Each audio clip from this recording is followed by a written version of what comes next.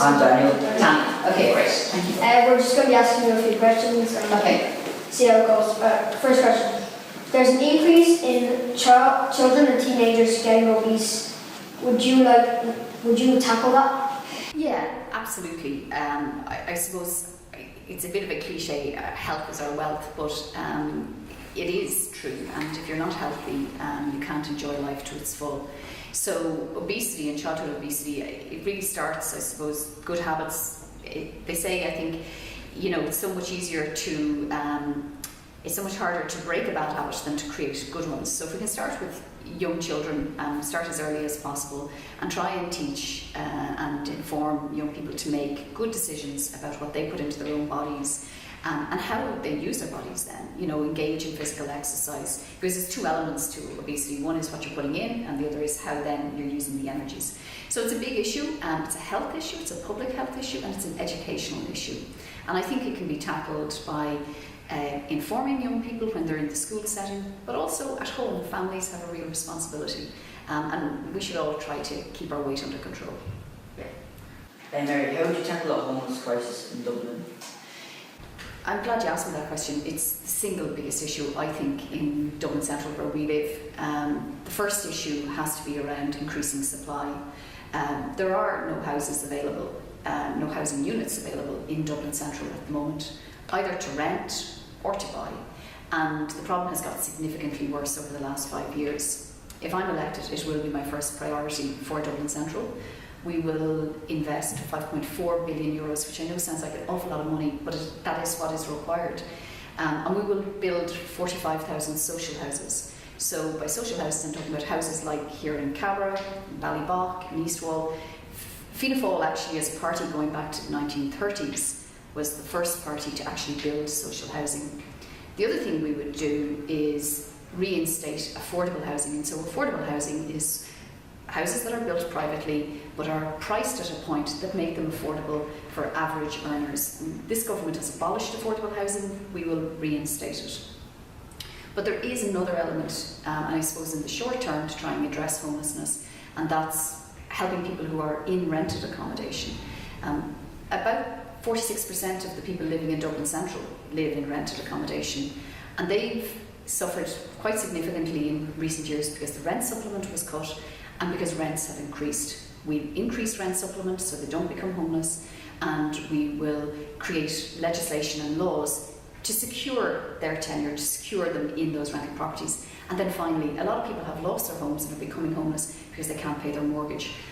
And the banks have a veto. The banks are able to say no, even when people come to them and say, we can make a payment plan, we can't pay you as much as we promised right now, we're going to take that veto from the banks. So it needs an intervention, but most importantly, it has to be prioritised politically by the next Dáil. It will be my first priority, and we'll have housing built, Devoney Gardens, in Dominic Street and in the Docklands. That's all land that's owned by the state. That's all land that is available to us today. And we will put the money that is required to build the homes that are desperately needed in this constituency. Would you change the voting age down to 16? I don't think I would, I'll be honest with you. And the main reason, I'd be open to a debate on it, but the main reason I suppose I wouldn't is because I know when I was 16, I don't think that I understood enough about the way the world works and the decisions that are made to take on that responsibility for actually making a vote on that. I think we do need to encourage greater participation from young people in our political system. I think like what you're doing here today is great. I think youth services have a role to play. I think our educational system has, our teachers, our schools, our families. But I'm open to the debate, I suppose. I haven't proposed it to date, so I'm not going to pretend like it's a promise that I'm making in this election. What is your opinion towards water taxes? Well, if I can answer the question in two parts, because water taxes, water is a finite natural resource, and it's very precious, and we do need to conserve it. However, I am absolutely opposed to how this government has gone about dealing with the matter. I think they've taken a really important issue and they've turned almost all of the country against it by setting up Irish water. So if I'm elected, if Fianna Fáil is elected, we will abolish Irish water. and we'll abolish it because it's a terrible waste of money. The government has spent close to €1 billion setting it up. And when you think to your earlier question about the housing crisis, if they'd taken that €1 billion and put it into housing, the difference it would have made.